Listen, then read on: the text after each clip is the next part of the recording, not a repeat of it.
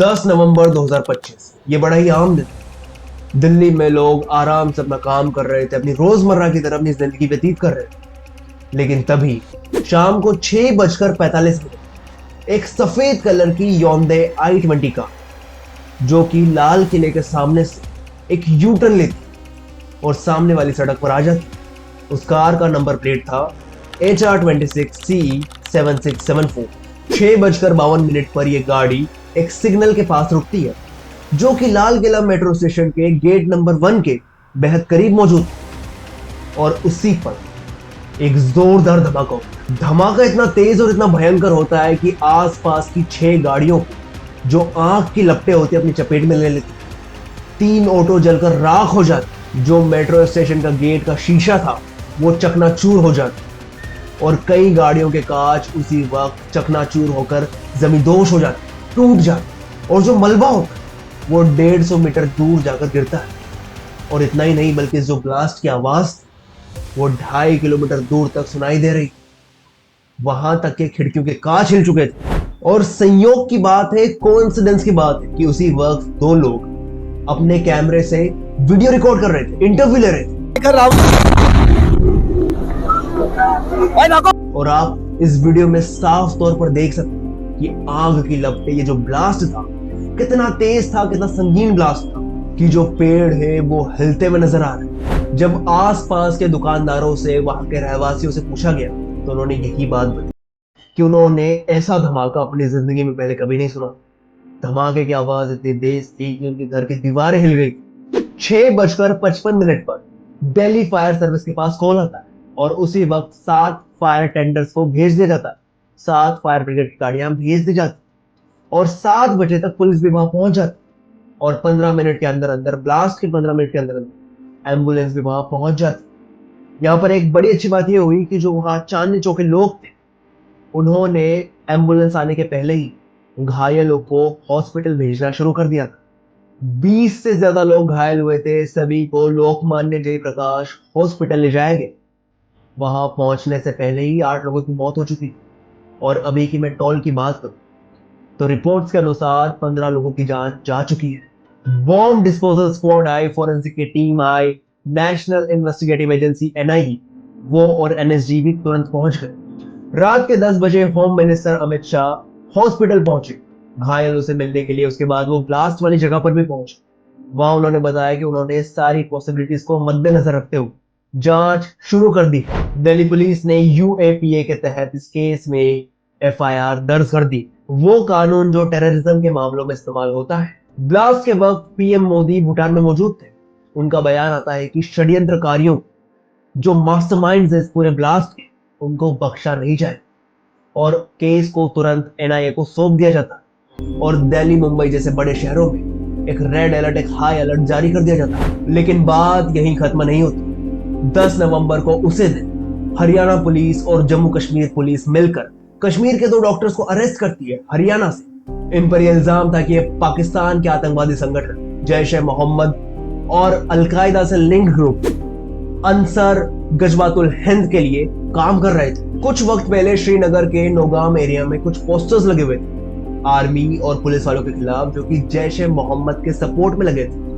जब JNK police ने, Jammu Kashmir police ने उन्हें इन्वेस्टिगेट किया तो उनके सामने एक नाम आता है। नाम था डॉक्टर आदिल मजीद रादर जो कि काजीगुंड का रहने वाला था और वो इस वक्त सहारनपुर में एक मेडिकल कॉलेज में काम कर रहा था। पुलिस ने उसे वहीं धर दबोचा। पता लगता है कि पिछले साल अक्टूबर में ये जो आदिल था ये अनंतनाग के गवर्नमेंट मेडिकल हॉस्पिटल में था और वहां जब उसका लॉकर चेक किया जाता तो अंदर से उन्हें AK-47 मिलती है। आदिल के जरिए पुलिस एक और डॉक्टर तक पहुंचती है। उसका नाम था मुजम्मल अहमद गनाई जो पुलवामा का रहने वाला था, जो कि फरीदाबाद के अल फतह यूनिवर्सिटी एंड हॉस्पिटल में पढ़ा रहा था। वहां से उसे भी पुलिस डिटेन कर लेती है।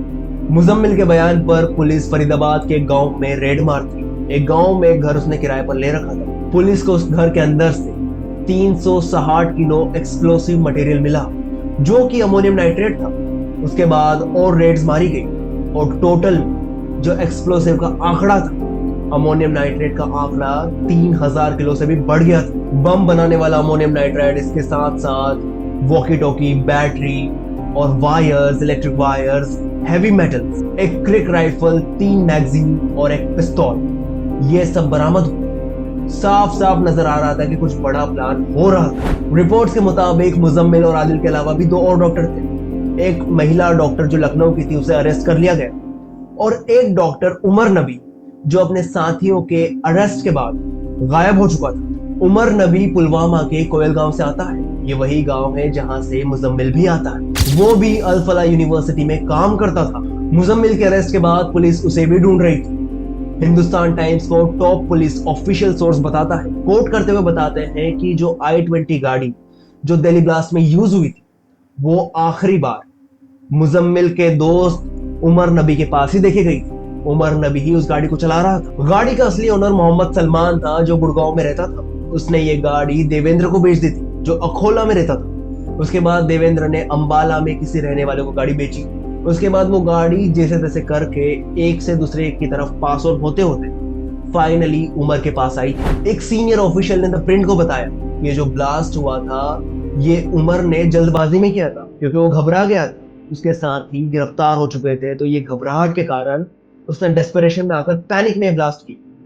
इस ब्लास्ट में जो एक्सप्लोजिव मिला वो वही था जो उस वक्त जो रेड हुई उसमें मिला था। Same to same explosive use हुआ था। जांच चली रही थी और इस ब्लास्ट के कुछ दिनों बाद 14 नवंबर 2025 को जम्मू कश्मीर के नेगाम पुलिस स्टेशन में एक जोरदार ब्लास्ट होता है। वो जगह वही थी जहां पर फरीदाबाद से जब्त किए गए एक्सप्लोजिव्स को अस्थायी रूप से रखा गया था। विस्फोट इतना जोरदार था कि पुलिस स्टेशन का आधा हिस्सा ध्वस्त हो गया। इस हादसे में 9 लोगों की जान गई और कम से कम 30 लोग घायल हुए। पहले कुछ रिपोर्ट्स ने इसे आतंकवादी हमला बताया और कहा कि कथित प्रॉक्सी ग्रुप ने इस पूरे हमले की जिम्मेदारी भी ली, लेकिन बाद में जम्मू कश्मीर पुलिस सामने आकर इस बात को कथित रूप से आधिकारिक रूप से नकार देती है और कहती है कि ये जो ब्लास्ट हुआ था एक एक्सीडेंटल ब्लास्ट था, कोई टेरर अटैक नहीं था। ये ब्लास्ट तब हुआ जब उस एक्सप्लोजिव को एक जगह से दूसरी जगह शिफ्ट किया जा रहा था। जम्मू कश्मीर के डीजीपी बताते हैं कि इसका कोई टेरर ग्रुप से लिंक नहीं, ये ब्लास्ट एक एक्सीडेंटल ब्लास्ट था। लेकिन ये सवाल उठता है कि इतनी मात्रा में एक्सप्लोजिव्स भारत आए कैसे, इंडिया में, इंडिया की राजधानी में कैसे आ गए, इतना अंदर इन्फिल्ट्रेट कैसे कर गए, और लगातार एक ही नेटवर्क से जुड़ी घटनाएं सामने आती जा रही। पुलिस, एनआईए और बाकी सिक्योरिटी एजेंसीज इस मामले की जांच करने में लगी, लेकिन सवाल यही आता, इस हादसे में 15 निर्दोष लोगों की जान चली। कईयों के घर तबाह हो गए, कईयों का परिवार तबाह हो, लेकिन अकाउंटेबिलिटी कहां पर? आखिर इतनी मात्रा में, इतनी हाई मात्रा में 3000 किलो एक्सप्लोजिव दिल्ली जो हमारी राजधानी है उसके करीबन कैसे पहुंचा, और वो बॉम्ब ब्लास्ट हुआ कैसे? अगर सिटी सेंटर में बॉम्ब ब्लास्ट हो सकता है, जो हमारी राजधानी, जो हमारा कैपिटल है, उसके सिटी सेंटर में बॉम्ब ब्लास्ट हो सकता है, तो क्या हम वाकई से, क्या हमारा प्यारा भारत वाकई में सिक्योर है? क्योंकि यही सवाल पहलगाम के वक्त भी उठा कि इतनी मिलिटराइज्ड एरिया में आतंकवादी कैसे घुस गए? क्या हमारी सिक्योरिटी एजेंसीज इतनी कॉम्प्रोमाइज हो चुकी है, हमारी सिक्योरिटी इतनी कॉम्प्रोमाइज हो चुकी है कि हमारी राजधानी में आकर कोई बॉम्ब फोड़ कर चले आता? लेट अस सी क्या निकलता है, पूरा निष्कर्ष क्या है, पूरी कहानी। जय हिंद।